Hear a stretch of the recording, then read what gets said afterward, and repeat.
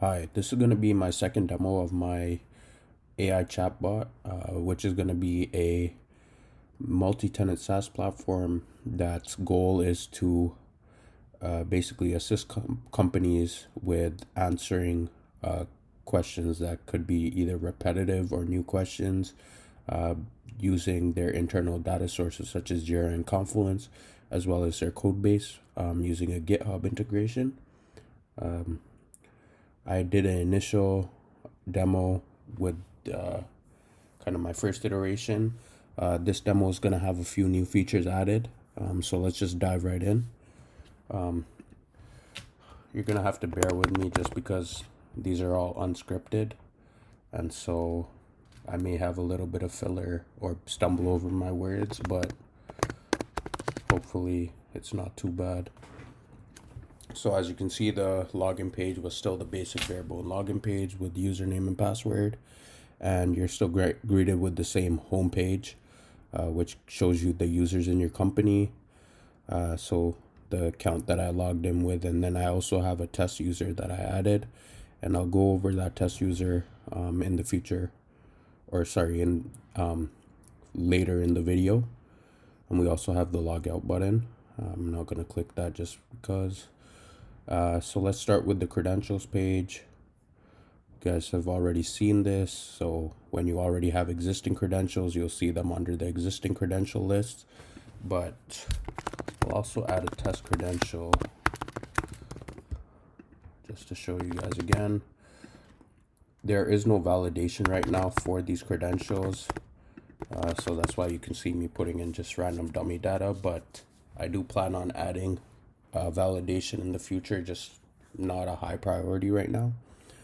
In my previous video, we actually came across a bug while I was doing the demo, and that bug was basically when you click edit, the forms get filled in with the existing data for that credential or whichever entity we're trying to edit. And before, if you delete that credential or entity, the update form actually didn't reset. And so a user would be left with an update form for a credential that no longer exists. Obviously, you can click cancel, but that wasn't the greatest UX. So now when you click delete, the form actually resets to the create new credential.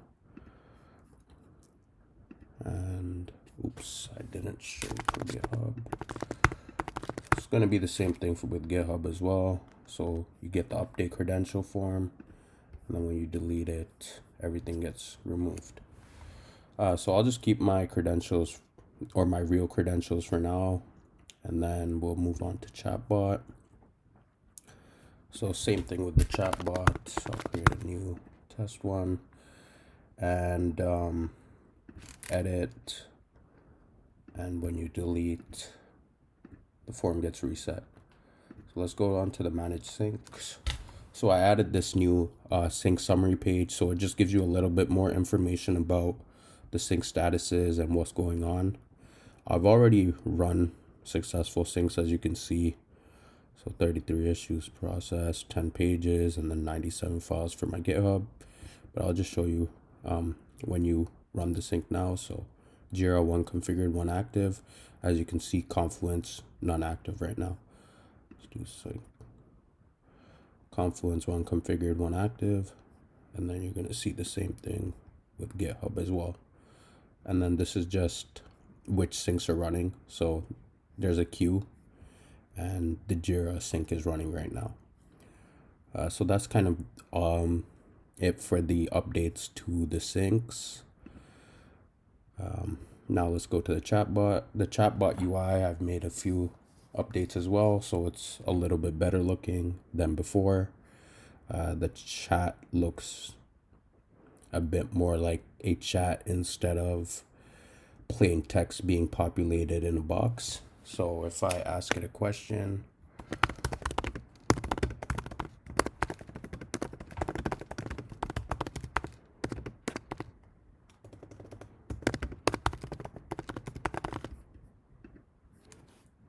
you can see that there's text bubbles now, one for the user, one for the assistant. And we also have the loading spinner, whereas before you just had a blank and you would just have to assume that the question was asked.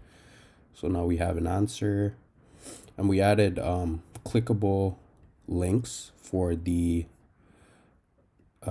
references that the chatbot is using, and this just makes it easier for the user to actually go view the sources that the answer is coming from. I also added a confidence score, so that just that's calculated by the AI.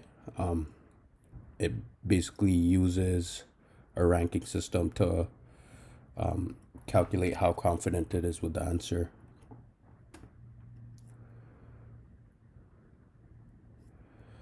And you can also ask it another question. So I actually added, before there wasn't actually history, so multi-turn conversations with the AI, with the chatbot, wouldn't have been as accurate as they are now.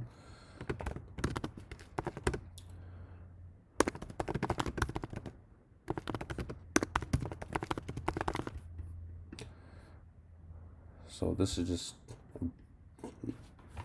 a dummy question, but we'll see how the answer comes out. But now I'm passing the history of the chat to the endpoint that completes the chats. So we have my original question here.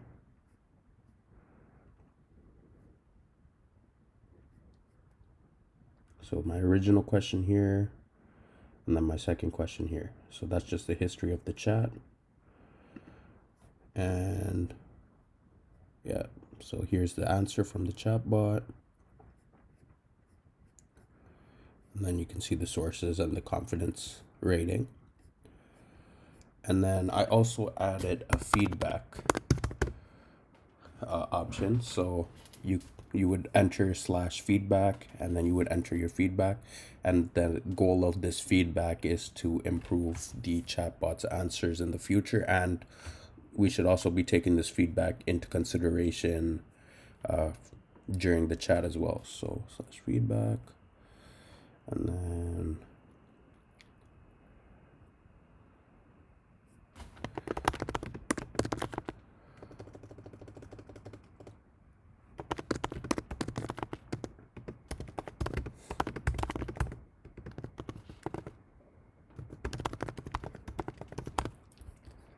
send that, and then you'll see the message that the chatbot got your feedback. So this is going to be completely unscripted. I haven't actually tested this, but I'm going to see what it's like.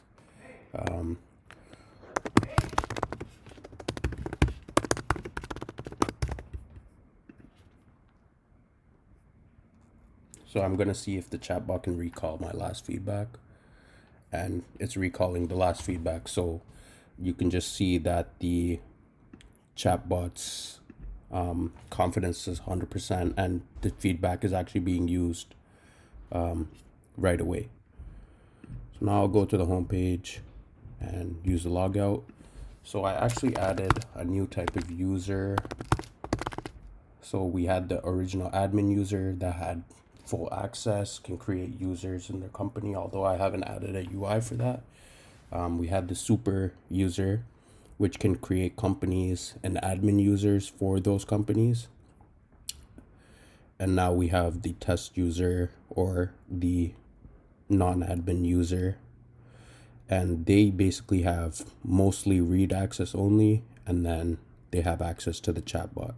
So credentials, you can see they only have read access to the credentials, read access to the syncs. But when they go to the chatbot, they can ask it questions.